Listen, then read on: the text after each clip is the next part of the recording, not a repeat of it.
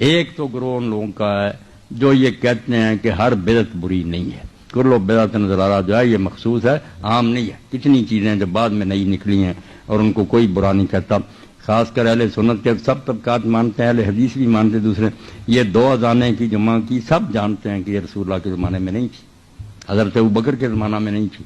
عمر رضی اللہ عنہ کے زمانہ میں نہیں تھی۔ یہ 2 اذانیں جمع کی نا، ایک پہلے ہوتی ہے ایک پھر بعد میں، یہ حضرت عثمان رضی اللہ نے شروع کی، یہ بھائی عبد المنان بھی جانتے ہیں، صحیح بخاری مسلم سب میں۔ اب کون اس پر کہتا ہے کہ حضرت عثمان بدعتی تھے، یا جو یہ لوگ اذانیں دیتے ہیں 2 بدعتی سارے دے رہے، یہ بدعت نہیں، حالانکہ نئی بات نکلی ہے۔ تو پھر اس لیے بڑا گروہ علماء کا، بڑے بڑے ان کے نام کیا بتاؤں، وہ کہتے ہیں کہ ہر بدعت بدعت سیاح نہیں ہے۔ بدعت 2 قسم کی ہے، ایک سیاح کہ نئی بھی ہے اور بری ہے، دین کو نقصان اس سے پہنچتا۔ ایک ہے کہ وہ نئی ہیں باتیں مگر دین سے نہیں بگڑتا، دین کی رونق ان سے بڑھتی، اس کو وہ بدعت حسنہ کہتی ہے۔ اس کی بہت دلیلیں دیتی ہے، ایک میں نے دے دی۔ اسی طرح تراویح کی جماعت کے بارے میں کہتے ہیں کہ رسول اللہ نے یہ بند کر دی تھی، حضرت عمر نے اپنے زمانے میں باقاعدہ شروع کی، اب ہر جگہ ہو رہی۔ تو یہ کہتے ہیں کہ دیکھا چیزیں نئی ہیں مگر اچھی، کوئی بری نہیں۔ اسی طرح وہ گروہ ہے نا، وہ ان علماء کا ہم یہ امام نووی ہیں،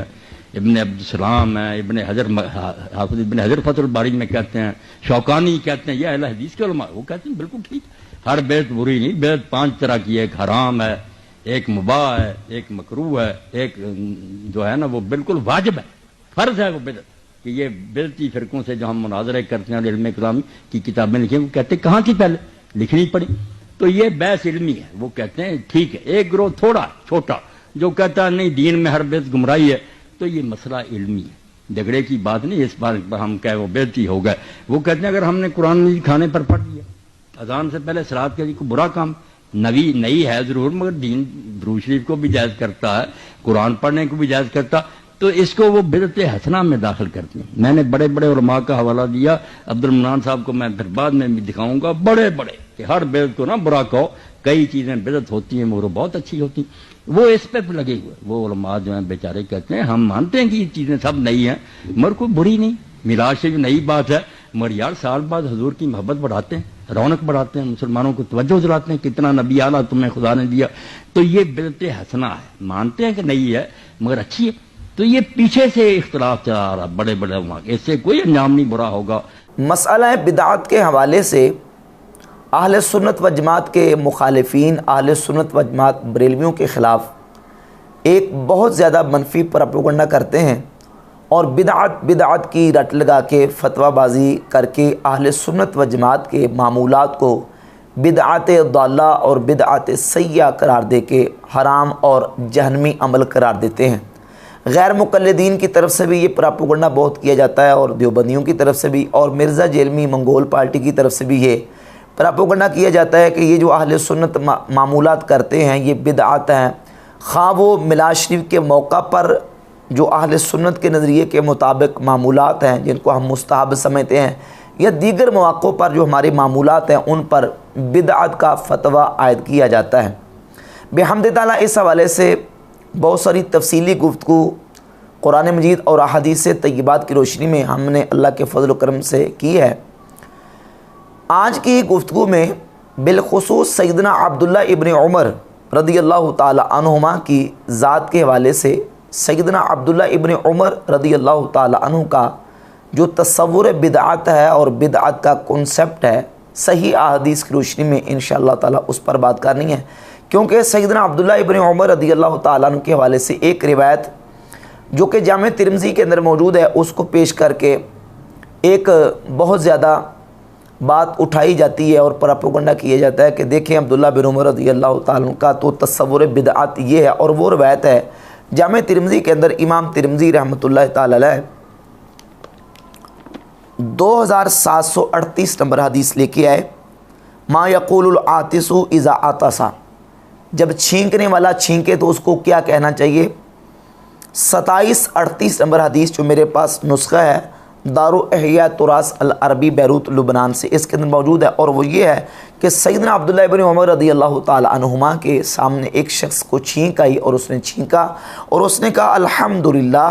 والسلام علی رسول اللہ، تو عبداللہ ابن عمر رضی اللہ تعالی عنہما نے فرمایا کہ انا اقول الحمدللہ والسلام علی رسول اللہ، میں بھی یہ کہتا ہوں वलैसा हकज़ा अल्लमना रसूलुल्लाह सल्लल्लाहु अलैहि व आलिहि वसल्लम, लेकिन अल्लाह के रसूल सल्लल्लाहु अलैहि व आलिहि वसल्लम ने हमें इस तरह नहीं सिखाया। अल्लमना अन नक़ूल अल्हम्दुलिल्लाहि अला कुल्लि हाल, बल्कि नबी पाक सल्लल्लाहु अलैहि व आलिहि वसल्लम ने तो हमें इस तरह सिखाया है कि हम इस तरह कहें अल्हम्दुलिल्लाहि अला कुल्लि हाल। तो इस हदीस से इस्तदलाल ये किया जाता है कि देखिए अब्दुल्लाह इब्न उमर रदियल्लाहु ताला अन्हु अल्हम्दुलिल्लाह के साथ वस्सलामु अला रसूलिल्लाह कहने को मना करते थे, रोकते थे। क्यों? इसलिए कि नबी पाक सल्लल्लाहु अलैहि व आलिहि वसल्लम ने तालीम नहीं दिया। तो जो काम नबी पाक अलैहिस्सलातु वस्सलाम ने तालीम ना दिया हो, अल्लाह के नबी अलैहिस्सलातु वस्सलाम ने सिखाया ना हो, वो बिदअत होता है और सहाबा इकराम उससे मना करते थे। सबसे पहले हम इस हदीस की इसनादी हैसियत के ऊपर बात करेंगे और उसके बाद सैयदना अब्दुल्लाह इब्न उमर रदियल्लाहु ताला अन्हु का अपना जो मौक़िफ़ और उनका मनहज है उस पर बात करेंगे। क्या अब्दुल्लाह इब्न उमर रदियल्लाहु ताला अन्हु का यही मनहज और मौक़िफ़ है कि जो बात या जो कलिमात नबी पाक सल्लल्लाहु अलैहि व आलिहि वसल्लम ने तालीम नहीं दी है, सिखाए नहीं हैं, उनको कहना या उनको बोलना ये बिदअत है और वो मना है और नाजायज़ है? क्या अब्दुल्लाह इब्न उमर रदियल्लाहु ताला अन्हु का यही मौक़िफ़ था?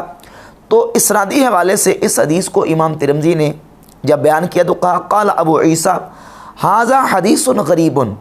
इमाम तिरमिज़ी रहमतुल्लाह अलैह फरमाते हैं कि यह हदीस गरीब है।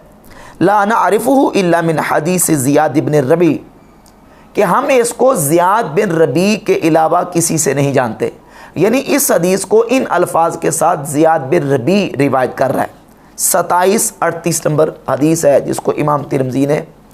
बयान किया। अब इस हदीस के हवाले से इमाम अबू बकर अहमद इब्नुल हुसैन अल बैहक़ी अल-मुतवफ़ा 458 हिजरी अपनी किताब शुअबुल ईमान जिल्द नंबर 7 सफ़ा नंबर 24 और 25 पर इसकी 3 सनदें इस हदीस की लेके आए हैं। 9325, 9326 और 9327। 9325 और 26 के अंदर ज़ियाद इब्न रबी मौजूद नहीं है और उन दो हदीसों के अंदर अल्फाज ये मौजूद है कि किसी शख्स ने अब्दुल्ला इब्न उमर रदियल्लाहु ताला अन्हुमा के सामने छींका और उसने कहा अल्हम्दुलिल्लाह। तो अब्दुल्ला इब्न उमर रदियल्लाहु ताला अन्हु ने फरमाया क़द बखिलता फ़हल्ला हैसु हमिदल्लाह सल्लैता अला नबी सल्लल्लाहु अलैहि वसल्लम, तूने बुखल किया है, तूने अल्लाह की हम्द के साथ नबी करीम सल्लल्लाहु अलैहि व आलिहि वसल्लम पर सलाम क्यों नहीं पढ़ा। और हदीस नंबर 9326 में अल्फाज हैं कि फरमाया कि लौ तममतहा वस्सलामु अला रसूलिल्लाह, तूने अल्हम्दुलिल्लाह तो कह दिया है, काश के तू इसके साथ वस्सलामु अला रसूलिल्लाह भी कह देता। तो इन दोनों 9325 और 9326 इन दोनों हदीसों के अंदर अब्दुल्लाह बिन उमर रदियल्लाहु ताला अन्हुमा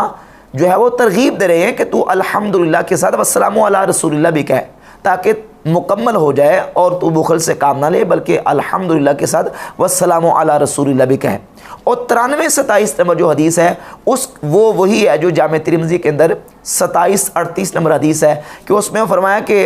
नबी पाक सल्लल्लाहु अलैहि व आलिहि वसल्लम ने हमें यह तालीम नहीं दिया। अब ये 9327 नंबर जो हदीस है इसके अंदर रावी है ज़ियाद इब्न रबी। 3 हदीसें मुसलसल बयान करने के बाद इमाम बैहक़ी फरमाते हैं अल इस्नादानिल अव्वलाने, पहली जो 2 संदें हैं 9325 और 9326 फरमाते हैं वो दोनों संदें अस्सहु ज़्यादा सही हैं मिन रिवायात ज़ियाद इब्न रबी, ज़ियाद इब्न रबी की रिवायत से पहली 2 संदें 9325 और 9326 ज़्यादा सही हैं। क्यों? वफ़ीहिमा दलालतुन अला ख़त रिवायत इब्न रबी, क्योंकि उन दोनों में ज़ियाद इब्न रबी की ख़ता पर दलालत है। वक़द क़ाल अल बुख़ारी फ़ीही नज़र, क्योंकि इमाम बुख़ारी रहमतुल्लाह अलैह ने ज़ियाद इब्न रबी के बारे में कहा कि इसमें नज़र है। तो इमाम बुख़ारी रहमतुल्लाह अलैह ने चूँकि ज़ियाद इब्न रबी पर जरा की है और ये जो तिरमिज़ी के अंदर 2738 नंबर हदीस है और शुअबुल ईमान में 9327 नंबर हदीस है, इसके अंदर ज़ियाद इब्न रबी मौजूद है और इमाम तिरमिज़ी कहते हैं ये हदीस गरीब है, ज़ियाद इब्न रबी के अलावा इसको किसी ने रिवायत किया वो हम नहीं जानते। और इमाम बैहक़ी रहमतुल्लाह अलैह ने भी इसकी सनद के ऊपर कलाम कर दिया और कहा कि ये 3 सनदें हैं। 2 पहली सनदें जिसमें अब्दुल्लाह बिन उमर कह रहे हैं कि सलाम भी पढ़ो, काश कि तू मुकम्मल कर लेता और तू बुखल ना करता, वो ज़्यादा सही है। और ज़ियाद इब्न रबी की जो रिवायत है اس کے اندر خطا ہے اور زیاد ابن ربیع کے اوپر امام بخاری رحمۃ اللہ علیہ نے جرح کیا۔ اب یہ تو ہے اسنادی حوالے سے امام بہقی رحمۃ اللہ علیہ نے اس کے اوپر جو ہے وہ اپنا تبصرہ بیان کیا۔ جب ہم دیکھتے ہیں سیدنا عبداللہ ابن عمر رضی اللہ تعالیٰ عنہ کا منہج، تو کیا عبداللہ ابن عمر رضی اللہ تعالیٰ عنہ کا منہج یہی ہے کہ جو کام یا جو بات نبی پاک صلی اللہ علیہ وآلہ وسلم نے سکھائی نہ ہو، یا نبی کریم علیہ السلام نے جو الفاظ تعلیم نہ دیے ہوں وہ کہنے جائز نہیں ہیں؟ کیا عبداللہ بن عمر رضی اللہ تعالیٰ عنہ کا یہی موقف ہے؟ تو عبداللہ بن عمر رضی اللہ تعالیٰ عنہ کا عمل اس بات کی نفی کرتا ہے۔ سنن ابی داؤد کے اندر 971 نمبر صحیح حدیث ہے، نبی پاک صلی اللہ علیہ وآلہ وسلم نے جو اپنی امت کو تشہد سکھایا ہے، اس کے اندر جو کلمہ شہادت ہے اس میں آخر میں اشہد ان لا الہ الا اللہ واشہد ان محمدًا عبدہ ورسولہ صلی اللہ علیہ وآلہ وسلم، اشہد ان لا الہ الا اللہ، بس یہ کلمات ہیں۔ اب اس حدیث کے اندر 971 نمبر سنن ابی داؤد کی جو حدیث ہے، عبداللہ بن عمر جب تشہد بیان کرتے ہیں تو فرماتے ہیں زدت فیہا وحدہ لا شریک لہ، میں نے اپنی طرف سے اس میں الفاظ زیادہ کیے ہیں، نبی پاک صلی اللہ علیہ وآلہ وسلم نے تعلیم نہیں دیے،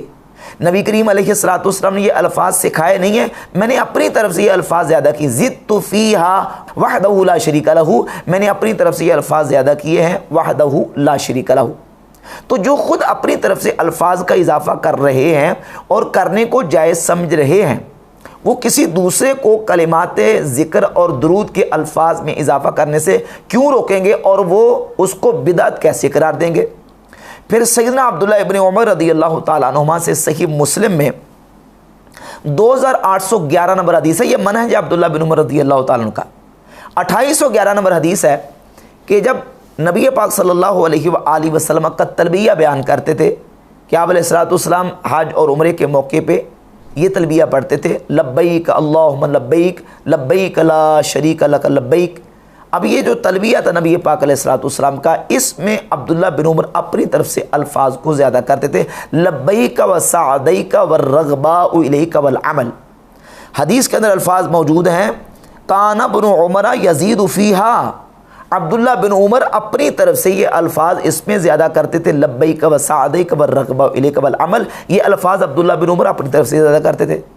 تو جو تلبیہ کے الفاظ کے اندر جو نبی پاک علیہ السلام نے سکھایا اس کے اندر اپنی طرف سے الفاظ زیادہ کر رہے ہیں، جو تشہد کے الفاظ کے اندر اپنی طرف سے الفاظ زیادہ کر رہے ہیں، کیا وہ الفاظ زیادہ کرنے کو بدعت سمجھیں گے؟ اگر کوئی الفاظ زیادہ کر دیتا ہے تو کیا عبداللہ بن عمر اس کو بدعت کہہ کے اس کو رد کر دیں گے؟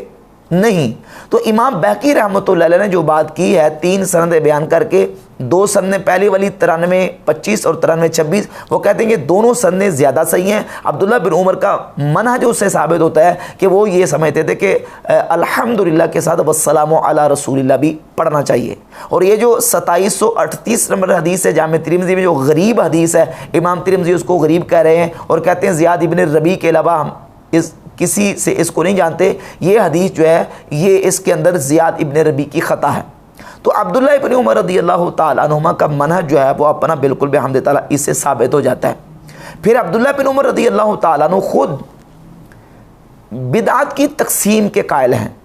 نعم البدعہ کہہ کے انہوں نے بعض جو عمل ہیں ان کو بدعت تو قرار دیا ہے، لیکن انہوں نے اس کو نعم البدعہ کہا ہے اور اچھی بدعت کہا ہے، اور کہا کہ یہ لوگوں نے اچھی چیزیں نکالی ہیں، جو لوگوں نے اچھی چیزیں نکالی ان میں سے یہ مجھے سب سے زیادہ پسند ہے۔ مثلا صلاۃ الضحیٰ، نماز چاشت کے حوالے سے سیدنا عبداللہ ابن عمر رضی اللہ تعالی عنہما اور سیدہ عائشہ الصدیقہ رضی اللہ تعالی عنہا، دونوں ہستیوں کا یہ موقف تھا کہ صلاۃ الضحیٰ نماز چاشت نبی پاک صلی اللہ علیہ وآلہ وسلم نے ادا نہیں فرمائی، اگرچہ نبی پاک علیہ السلام سے صلاۃ الضحیٰ پڑھنا ادا کرنا ثابت ہے، نبی پاک علیہ السلام نے پڑھی ہے، لیکن حضرت عبداللہ بن عمر رضی اللہ تعالیٰ عنہما اور سید عائشہ صدیقہ رضی اللہ تعالیٰ عنہا، ان دونوں کا موقف یہ تھا کہ نبی کریم علیہ السلام نے نہیں پڑھی۔ اس کے باوجود صحیح بخاری کے اندر 1775 نمبر حدیث ہے، جس وقت صلاۃ الضحیٰ کے اوپر اپنے کومنٹس اور تبصرہ عبداللہ بن عمر رضی اللہ تعالیٰ عنہ دیتے ہیں تو اذا ناس یصلون فی المسجد صلاۃ الضحیٰ، جب لوگ صلاۃ الضحیٰ نماز چاشت مسجد میں پڑھ رہے تھے، فقال بدعۃ، عبداللہ بن عمر رضی اللہ تعالیٰ سے پوچھا گیا تو آپ نے فرمایا کہ یہ بدعت ہے۔ صلاۃ الضحیٰ کو حضرت عبداللہ بن عمر رضی اللہ تعالیٰ عنہ بدعت قرار دیتے تھے۔ اب سوال یہ پیدا ہوتا ہے کہ عبداللہ بن عمر رضی اللہ تعالیٰ عنہ اس کو کون سی بدعت قرار دیتے تھے؟ یہ کتاب موجود ہے المصنف لعبد الرزاق، امام عبد الرزاق الصنعانی المتوفی 211 ہجری، امام بخاری مسلم کے دادا استاذ ہیں، اور یہ حدیث صحیح ہے۔ امام ابن حجر اسقلانی نے فتح الباری شرح صحیح بخاری میں اس حدیث کو صحیح قرار دیا ہے۔ 4868 نمبر 4868 نمبر حدیث ہے۔ سیدنا عبداللہ ابن عمر رضی اللہ تعالیٰ عنہ فرماتے ہیں لقد قتل عثمان وما احد یسبحها، سیدنا عثمان غنی رضی اللہ تعالیٰ عنہ کی شہادت ہوئی تو اس وقت تک صلاۃ الضحیٰ کوئی نہیں پڑھتا تھا۔ وما احدث الناس شیئا احب الی منها، فرماتے ہیں لوگوں نے جو چیزیں نکالی ہیں، جو محدثات ہیں، جو نئی چیزیں لوگوں نے پیدا کی ہیں، ان میں سے سب سے زیادہ پسندیدہ مجھے یہ صلاۃ الضحیٰ ہے۔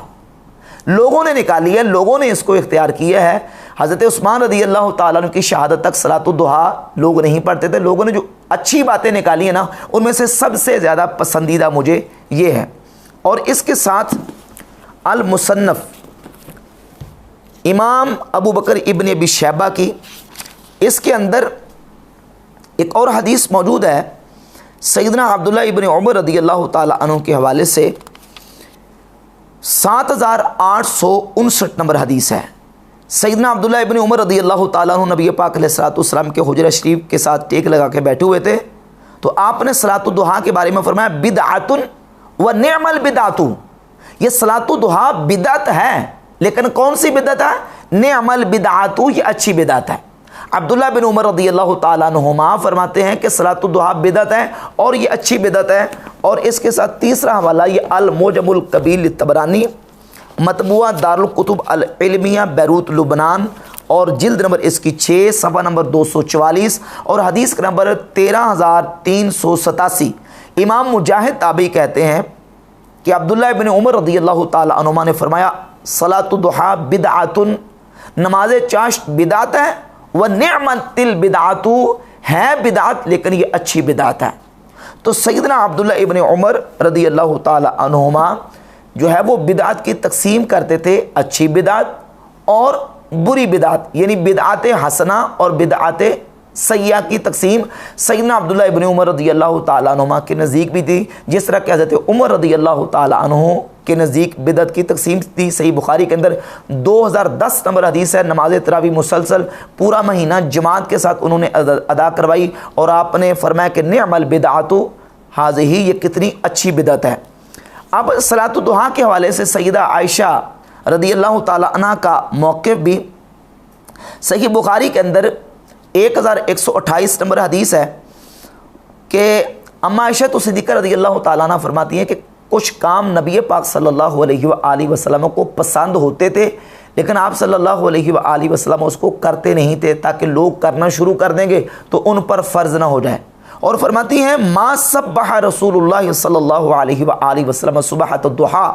نبی پاک علیہ الصلوۃ والسلام نے کبھی بھی نماز چاشت نہیں پڑھی، وَإِنِّي لَأُسَبِّحُهَا، لیکن میں نماز چاشت پڑھتی ہوں۔ نبی کریم علیہ الصلوۃ والسلام نے نماز چاشت نہیں پڑھی لیکن میں پڑھتی ہوں۔ حضرت عائشہ صدیقہ رضی اللہ تعالیٰ عنہ نے عمل کر کے بتا دیا کہ ایک کام اگرچہ نبی پاک علیہ الصلوۃ والسلام نے نام بھی کیا ہو لیکن وہ کام اچھا ہو تو وہ کام کرنا برا نہیں ہوتا اور اس کے کرنے میں گناہ نہیں ہوتا۔ اور سیدنا عبداللہ ابن عمر رضی اللہ تعالیٰ عنہ کا جو منہج ہے اور تصور بدعت ہے، اس کے حوالے سے ایک اور حوالہ میں آپ کے سامنے پیش کرتا ہوں۔ مصنف ابن ابی شیبہ کے اندر 5479 نمبر حدیث ہے کہ اذان اول جو جمعہ شریف کی وقت کے اعتبار سے جو اذان اول ہے، جو جمعہ کے دن سیدنا عثمان غنی رضی اللہ تعالیٰ عنہ کے دور میں دوسری اذان شروع ہوئی۔ صحیح بخاری کی 915 نمبر حدیث کے مطابق کہ سیدنا عثمان غنی رضی اللہ تعالیٰ عنہ نے حکم دیا کہ وہ لوگ جو ہیں وہ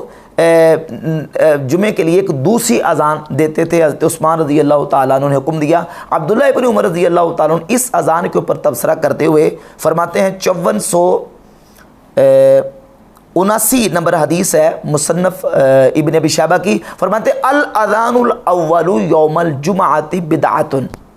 جمعہ کی پہلی اذان بدعت ہے، پہلی یعنی ترتیب کے اعتبار سے جمعہ کی پہلی اذان بدعت ہے، جو کہ حضرت عثمان غنی رضی اللہ تعالیٰ عنہ نے شروع کروائی۔ لیکن سوال یہ پیدا ہوتا ہے کہ حضرت عبداللہ بن عمر رضی اللہ تعالیٰ عنہ اس بدعت کو بدعت سیئہ، بدعت ضالہ قرار دیتے تھے، یا بدعت